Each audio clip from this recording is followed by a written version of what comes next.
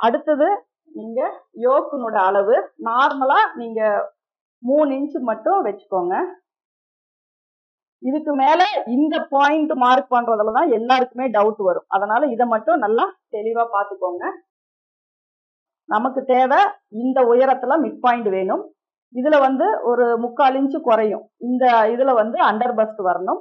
இந்த பாயிண்ட் பாத்தீங்கன்னா இங்க வச்சு நம்ம டாட் பிடிக்கும் போது அவுட்டர்ல தள்ளி போயிடும். அப்போ நம்ம இந்த இடத்த ஃபோல்டு பண்ணும்போது கரெக்டான பாயிண்ட் எங்க வருது அப்படிங்கறதையும் நம்ம இதுக்கு மேல நம்ம தெரிஞ்சுக்கலாம். அடுத்தது நீங்க யோக்குனோட அளவு நார்மலா நீங்க 3 இன்ச் மட்டும் வச்சுக்கோங்க. அதுக்கப்புறம் இப்போ நீங்க பஸ் பாயிண்ட்ல வந்து வித்தியாசத்தை பார்த்துக்கோங்க. அதாவது மிடில் செஸ்ட் வந்து 36 அப்படின்னா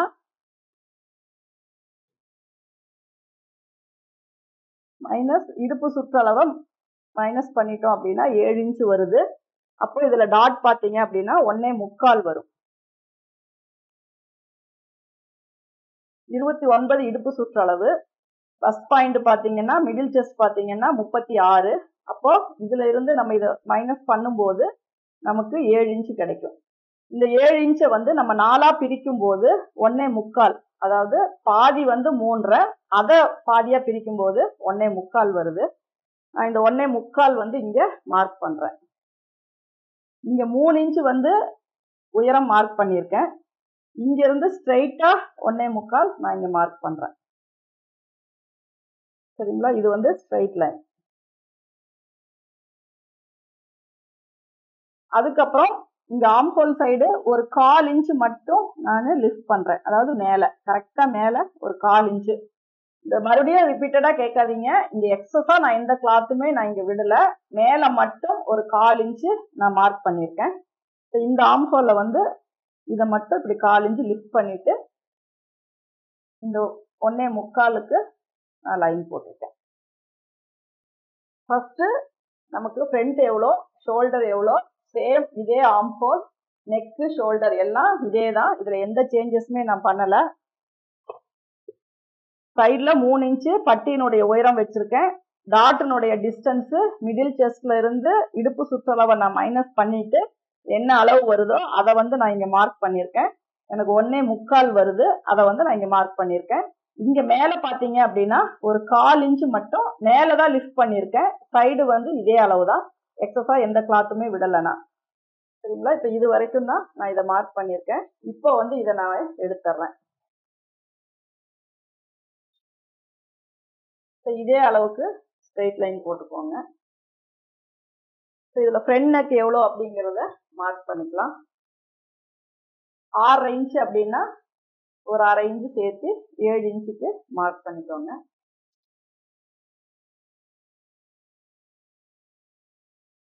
இது வந்து லைன் போட்டுக்கலாம். அதுக்கப்புறம் இதுக்கு வந்து நம்ம பாக்ஸ் போட்டுக்கலாம். பாக்ஸ் போட்டதுக்கு அப்புறம் ஒரு 1/4 இன்ச் மட்டும் லைட்டா ஒரு ஸ்லாண்டிங் கொடுத்துக்கோங்க.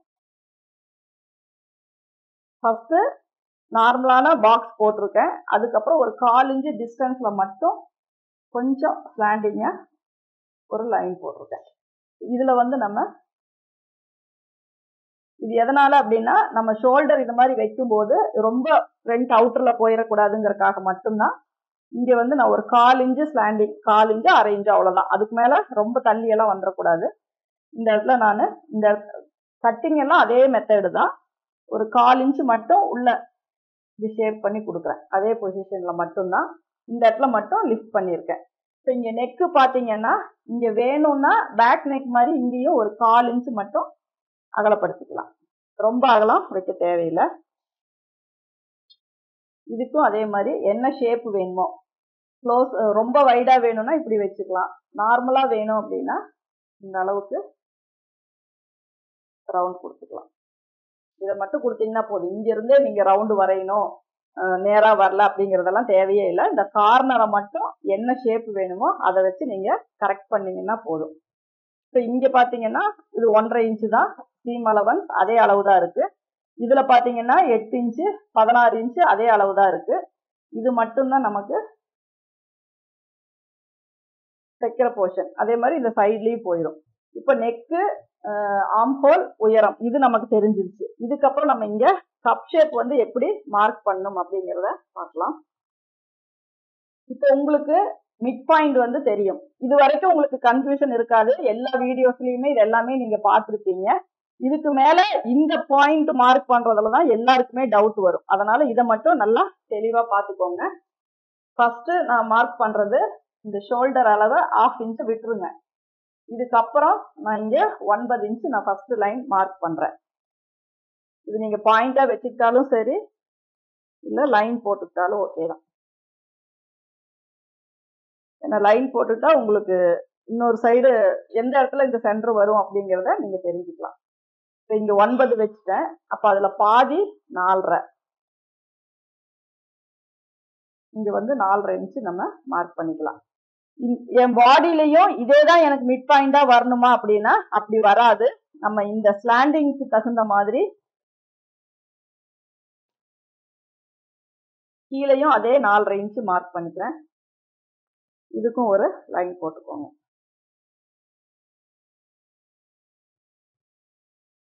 இப்ப இது வந்து மிட் பாயிண்ட், இது வந்து அண்டர் பஸ்ட். இந்த அண்டர் பஸ்ட் இவ்வளவு லென்த் வருமா அப்படின்னா வராது. ஏன்னா இங்க இருந்து நம்ம ஒரு இப்படி கிராஸ் வெட்டும் போது இதுல ஒரு 3/4 இன்ச் அல்லது 1 இன்ச் இதுல குறைஞ்சிரும். மீதி வர்றதுதான் நமக்கு அண்டர் பஸ்ட். அதே மாதிரி நம்ம கார்னர் பண்ணி மடிச்சு கட் பண்ணும்போது இந்த டாட் பாயிண்ட் கொஞ்சம் தள்ளி இங்க வரும். அப்பதான் நமக்கு வந்து மிட் பாயிண்ட் வந்து நமக்கு கரெக்டா வரும். இப்ப இது வந்து மிட் பாயிண்ட் குறிச்சாச்சு. இங்க வந்து நம்ம அண்டர் பஸ்டினுடைய உயரம் மார்க் பண்ணியாச்சு. இப்ப அடுத்தது நம்ம மார்க் பண்ண வேண்டியது இந்த முன்பக்க உயரம். முன்பக்க உயரம் இது, முன்பக்க ஓப்பன் உயரம் இது.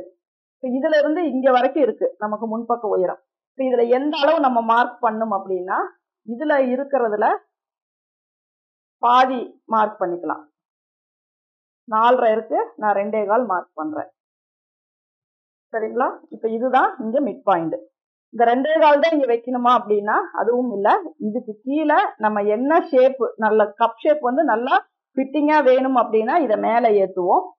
பிளாட்டா வேணும் அப்படின்னா இதை கீழே இறக்குவோம். ஆனா இந்த பாதி அப்படிங்கிறது நமக்கு ஒரு அளவு. இந்த அளவு வச்சுட்டு இதுக்கு கீழே நம்ம எவ்வளவு வேணாலும், சப்போஸ் எனக்கு ஸ்ட்ரைட்டாவே, இப்ப பிரின்சஸ் கட் எல்லாம் பார்த்தா நம்ம ஸ்ட்ரைட்டாவே வெட்டுறோம்.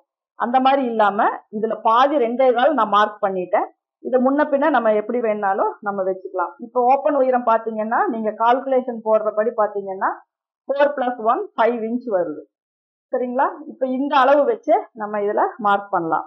இந்த இடத்துலதான் நீங்க கழுத்தினுடைய அகலத்தை அப்ளை பண்ணும். நான் சொன்ன மாதிரி செஸ்ட் ரவுண்ட வந்து 12 பிரிச்சா என்ன வருதோ 35 / 12 அப்படிங்கும் போது 2.91 வருது. அதை வந்து நம்ம 3ஆ வச்சுக்கலாம்.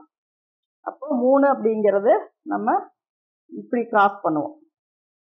கீழே வர இந்த லைனை பார்த்து கிராஸ் பண்ணுவோம். இப்படி எல்லாம் வைக்காம இங்க கீழே அண்டர் பஸ்ட் நோக்கி இப்படி கிராஸ் பண்ணுவோம். இதுதான் வந்து நமக்கு லைன். இப்ப நம்ம அப்ராக்சிமேட்டா இந்த இடத்த நம்ம கட் பண்ணிடலாம். இதுக்கப்புறம் நம்ம இதை ஃபோல்டு பண்ணிட்டு எங்க கரெக்டான ஒரு பாயிண்ட் வருது அப்படிங்கிறத நம்ம பார்க்கலாம். நமக்கு தேவை இந்த உயரத்துல மிட் பாயிண்ட் வேணும். இதுல வந்து ஒரு 3/4 இன்ச் குறையும். இந்த இதுல வந்து அண்டர் பஸ்ட் வரணும். இந்த பாயிண்ட் பாத்தீங்கன்னா இங்க வச்சு நம்ம டாட் பிடிக்கும் போது அவுட்டர்ல தள்ளி போயிடும். அப்போ நம்ம இந்த இடத்த ஃபோல்டு பண்ணும்போது கரெக்டான பாயிண்ட் எங்க வருது அப்படிங்கிறதையும் நம்ம இதுக்கு மேல நம்ம தெரிஞ்சுக்கலாம். இப்ப இந்த அவுட்டர் வந்து நான் இதை வந்து கட் பண்ணிக்கிறேன். உள்கையோட தான் வெட்டி இருக்கேன்.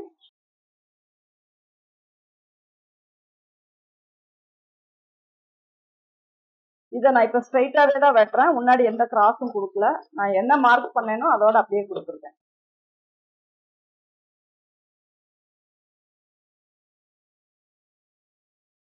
இப்ப இது பாத்தீங்கன்னா நெக்கு இந்த இடத்துல வந்து நம்ம ஒரு 1/4 இன்ச் நம்ம லைட்டா ஸ்லாண்டிங் கொடுத்துக்கலாம்.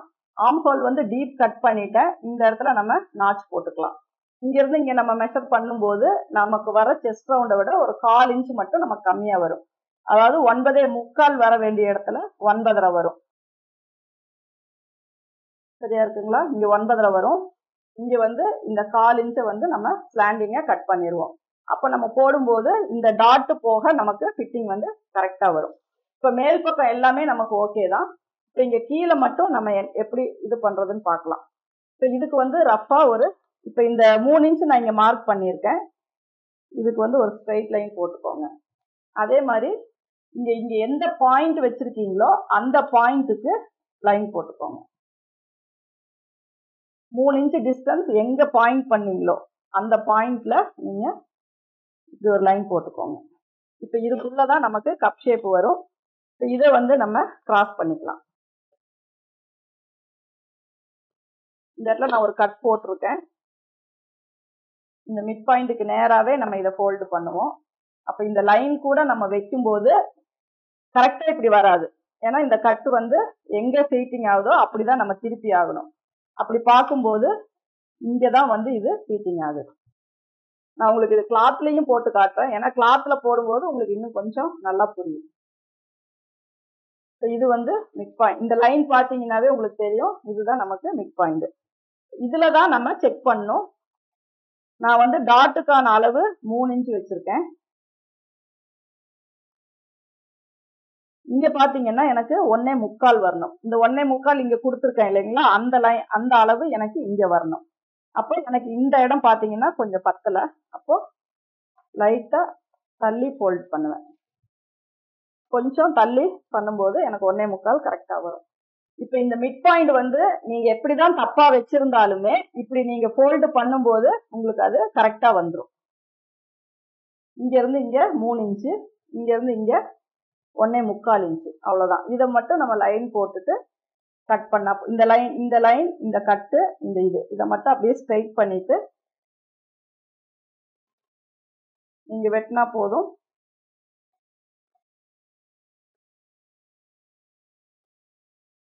அந்த 1.25 எங்க வருதோ அந்த இடத்துல நாட்ச் போட்டுக்கோங்க.